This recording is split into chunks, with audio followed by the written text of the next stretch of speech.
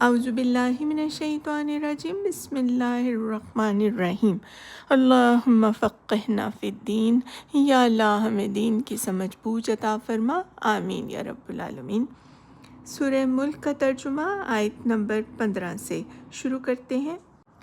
وہی تو ہے جس نے تمہارے لیے زمین کو تابع کر رکھا ہے، چلو اس کی چھاتی پر اور کھاؤ خدا کا رزق۔ اسی کے حضور تمہیں دوبارہ زندہ ہو کر جانا ہے۔ کیا تم اس سے بے خوف ہو کہ وہ جو آسمان میں ہے تمہیں زمین میں دھنسا دے اور یکا یک یہ زمین ہچکولے کھانے لگے؟ کیا تم اس سے بے خوف ہو کہ وہ جو آسمان میں ہے تم پر پتھراؤ کرنے والی ہوا بھیج دے؟ پھر تمہیں معلوم ہو جائے گا کہ میری تنبیہ کیسی ہوتی ہے۔ ان سے پہلے گزرے ہوئے لوگ جھٹلا چکے ہیں، پھر دیکھ لو کہ میری گرفت کیسی سخت تھی۔ کیا یہ لوگ اپنے اوپر اڑنے والے پرندوں کو پر پھیلائے اور سکیڑتے نہیں دیکھتے؟ رحمان کے سوا کوئی نہیں جو انہیں تھامے ہوئے ہو، وہی ہر چیز کا نگہبان ہے۔ بتاؤ آخر وہ کون سا لشکر تمہارے پاس ہے جو رحمان کے مقابلے میں تمہاری مدد کر سکتا ہے؟ حقیقت یہ ہے کہ یہ منکرین دھوکے میں پڑے ہوئے ہیں۔ یا پھر بتاؤ کون ہے جو تمہیں رزق دے سکتا ہے اگر رحمان اپنا رزق روک لے؟ دراصل یہ لوگ سرکشی اور حق سے گریز پر اڑے ہوئے ہیں۔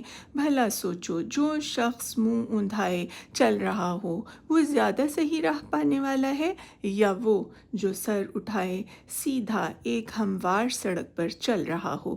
ان سے کہو اللہ ہی ہے جس نے تمہیں پیدا کیا ہے، تم کو سننے اور دیکھنے کی طاقتیں دی اور سوچنے سمجھنے والے دل دیے، مگر تم کم ہی شکر ادا کرتے ہو۔ ان سے کہو اللہ ہی ہے جس نے تمہیں زمین میں پھیلایا ہے اور اسی کی طرف تم سمیٹے جاؤ گے۔ یہ کہتے ہیں اگر تم سچے ہو تو بتاؤ یہ وعدہ کب پورا ہوگا؟ کہو اس کا علم تو اللہ کے پاس ہے، میں تو بس صاف صاف خبردار کر دینے والا ہوں۔ صدق اللہ العظیم، وآخر دعوانا ان الحمد للہ رب العالمین، وسلام علی المرسلین۔ رب لا تذرنی فردا وانت خیر الوارثین۔ اے رب مجھے اکیلا نہ چھوڑنا جبکہ تو سب سے بہتر وارث ہے۔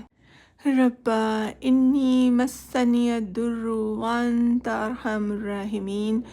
اے رب مجھے تکلیف پہنچی ہے اور تو سب سے بڑھ کر رحم کرنے والا ہے۔ یا اللہ ہم سب مسلمانوں پر رحم فرما، آمین یا رب العالمین۔